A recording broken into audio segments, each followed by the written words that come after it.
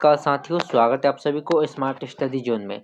साथियों आज हम लोग 20 फरवरी को होने वाले सोशल साइंस के परीक्षा में आने वाले वीवीआई महत्वपूर्ण ऑब्जेक्टिव क्वेश्चन को आज के इस वीडियो में देखेंगे, जो कि बिल्कुल यहीं से आएगा। तो चलिए वीडियो को बिना देरी के शुरू करते हैं।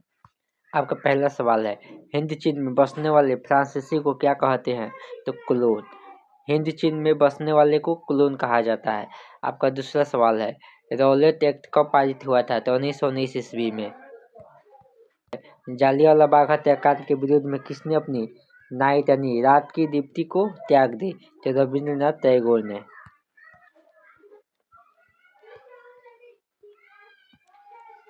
आपका अगला सवाल है, जर्मनी के एकीकरण में किसकी भूमिका महत्वपूर्ण थी? तो बिस्मार्क की।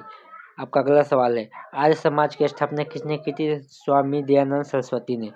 आर्य समाज की स्थापना स्वामी दयानंद सरस्वती ने की थी। आपका अगला सवाल है, पूर्ण स्वराज की मांग का प्रस्ताव कांग्रेस के किस वार्षिक अधिवेशन में पारित हुआ था? तो 1929 लाहौर। आपका अगला सवाल है, भारत में सूती वस्त्र की प्रथम मिल खुली गई थी? तो कलकत्ता में। अगला सवाल है, Akhil Bharatiya trade union Congress AITUC के प्रथम अध्यक्ष कौन थे? तो लाला लाजपत राय। आपका अगला सवाल है, हिंद चीन क्षेत्र में अंतिम युद्ध की समाप्ति के समय अमेरिकी राष्ट्रपति कौन थे? तो निक्सन। अगला सवाल है, विक्टर इमैनुअल ने किसे प्रधानमंत्री नियुक्त किया? तो काउंट काबूत को। विक्टर इमैनुअल ने प्रधानमंत्री के पद पर काउंट काबूत को नियुक्त किया। आपका अगला सवाल है, रक्त एवं लौह की नीति का अवलंबन किसने किया था? तो गैरिबाल्दी ने। और आ जाए गैरिबाल्दी क्या था? तो गैरिबाल्दी पेशे से एक नाविक था। आपका अगला सवाल है, नई आर्थिक नीति NEP कब लागू हुई? तो 1921 ईस्वी में। और किसने की थी? तो लेनिन ने। सवाल है, इंडियन स्टैट्यूटरी कमीशन का अन्य नाम क्या है? तो साइमन कमीशन। आपका अगला सवाल है, महात्मा गांधी ने किस समाचार पत्र का संपादन किया था? Young India. आपका अगला सवाल, गुटेनबर्ग ने सर्वप्रथम किस पुस्तक की छपाई की? तो बाइबिल की। आपका अगला सवाल है, अशोक का अभिलेख किस लिपि में है? तो ब्राह्मी लिपि। आपका अगला सवाल है, बंगाल विभाजन कब वापस लिया गया था? तो 1911 ईस्वी में। आपका अगला सवाल है, रूस में कब राष्ट्रोत्सव समाप्त किया गया? तो 1861 ईस्वी में। आपका अगला सवाल है, किस सम्मेलन में 1 मई को मजदूर दिवस मनाने का निर्णय लिया गया था? यानी किस सम्मेलन में 1 मई को ही मजदूर दिवस मनाया जाएगा, इस बात को रखा गया था? तो द्वितीय अंतर्राष्ट्रीय सम्मेलन में। ये 100% इस बार परीक्षा में आएगा। आपका अगला सवाल, हो ची मिन्ह की सरकार थी उत्तरी वियतनाम में। आपका अगला सवाल है, वीर एंड वार पीस किसने लिखी थी? टॉलस्टॉय ने। आपका अगला सवाल है, सोवियत संघ का विघटन हुआ था 1991 ईस्वी में। आपका अगला सवाल है, पटना के अजीमबाद नाम किसने दिया? तो अजीम उस जान ने। अगला सवाल है, पाटलिपुत्र नगर की स्थापना किसने की? तो अजातशत्रु ने। आपका अगला सवाल है, भारत में राष्ट्रीय आय की गणना किस संस्था द्वारा की जाती है? तो केंद्रीय सांख्यिकी संगठन द्वारा। आपका अगला सवाल है, योजना आयोग का गठन कब हुआ था? तो 15 मार्च 1950 ईस्वी को। आपका अगला सवाल है, उत्पादन के साधनों पर निजी व्यक्तियों का स्वामित्व होता है? तो पूंजीवादी अर्थव्यवस्था में। आपका अगला सवाल है, गैस और बिजली उत्पादन किस क्षेत्र के अंग है? तो द्वितीयक क्षेत्र के। आपका अगला सवाल है, बांग्लादेश की मुद्रा क्या है? तो टका। आपका अगला सवाल है, प्रोफेसर मोहम्मद यूनुस का संबंध किस देश में है? तो बांग्लादेश से। आपका अगला सवाल है, प्राथमिक कृषि साख समिति कृषकों को किस प्रकार का ऋण प्रदान करती है? तो अल्पकालीन। अगला सवाल है, जोहावर रोजगार योजना किस वर्ष प्रारंभ हुआ? तो 1989 ईस्वी में। अगला सवाल है, मनरेगा में एक वर्ष में कितने दिन का रोजगार देने की गारंटी दी जाती है? तो 100 दिन का। अगर आप लोगों को वीडियो अच्छा लग रहा हो तो वीडियो को लाइक कीजिएगा और चैनल पे नए होंगे तो चैनल को सब्सक्राइब कीजिएगा। अगला सवाल है, उपभोक्ता संरक्षण के लिए कितने राज्य आयोग हैं? आप लोग इसको कमेंट में बताना है।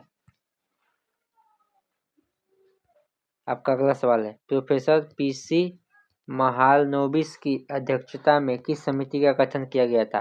तो राष्ट्रीय आय समिति। आपका अगला सवाल है, उपभोक्ता व्यय और बचत का योग कहलाता है? तो आय। अगला सवाल है, निम्न में से कौन आर्थिक क्रिया का चक्रीय प्रवाह है? तो निम्न में से आर्थिक क्रिया का चक्रीय प्रवाह, ये चक्रीय प्रवाह उत्पादन भी है, व्यय भी है, आय भी है। आपका अगला सवाल है, भारत में सर्वप्रथम राष्ट्रीय आय का अनुमान कब लगाया गया था? तो 1868 ईस्वी में। आपका अगला सवाल है, निम्न में से कौन सहकारिता का मूलभूत तत्व नहीं है? तो अनिवार्य सदस्यता। अगला सवाल है, इनमें से कौन गैर आर्थिक आधारित संरचना है? तो स्वास्थ्य।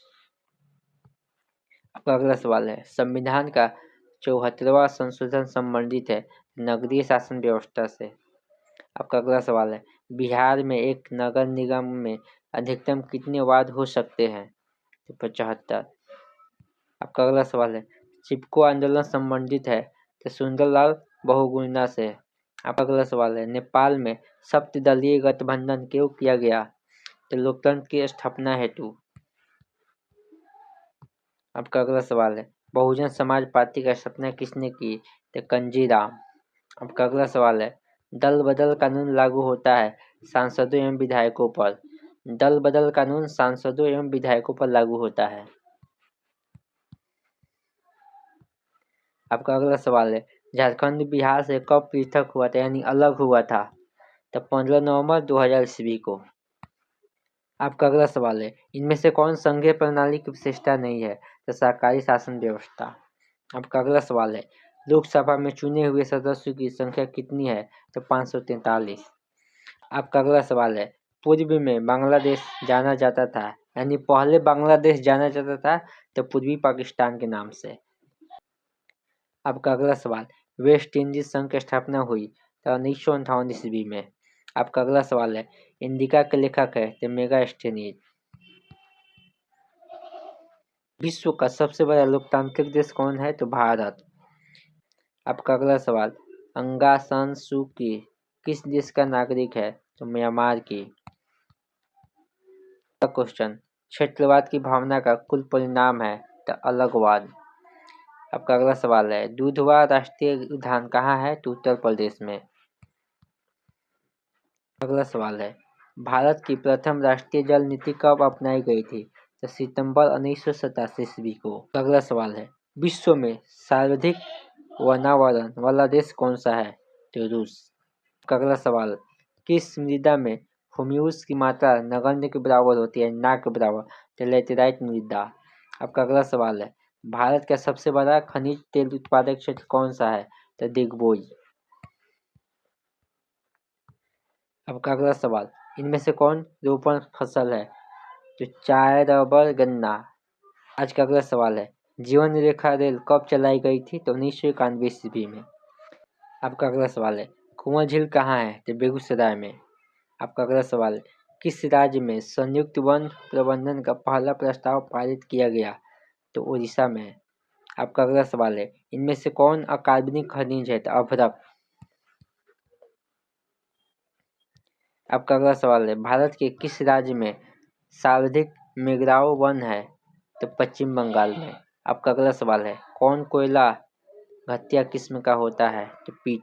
आपका अगला सवाल है, भारत में चाय का कृषि कहाँ शुरू हुई थी? तो असम में। आपका अगला सवाल है, पाइराइट किस प्रकार का खनिज है? तो धात्विक खनिज। आपका अगला सवाल है, भारत का पहला परमाणु शक्ति संयंत्र कौन है? तो तारापुर। आपका अगला सवाल है, कोडरमा का संबंध किस खनिज से है? तो अभ्रक से। आपका अगला सवाल, किस देश ने ओपेक की सदस्यता त्याग दी? तो कतर। आपका अगला सवाल, इनमें से कौन जूट का अग्रणी उत्पादक है? तो बांग्लादेश। आपका अगला सवाल है, आसवन बांध किस नदी से संबंधित है? तो नील नदी से। अगला सवाल, इनमें से कौन प्राकृतिक आपदा नहीं है? तो आतंकवाद। आतंकवाद एक प्राकृतिक आपदा नहीं है। आपका अगला सवाल है, विनाशकारी भूकंप से बिहार किस वर्ष प्रभावित हुआ था? तो सन 1934 ईस्वी में।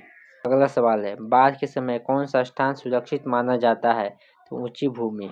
आज का अगला सवाल है, भूस्खलन का अभिप्राय है, यानी भूस्खलन आने के कारण क्या हो सकते हैं, तो मलबों का खिसकना, चट्टानों का गिरना या चट्टानों का खिसकना, इन तीनों के कारण भूस्खलन हो सकता है।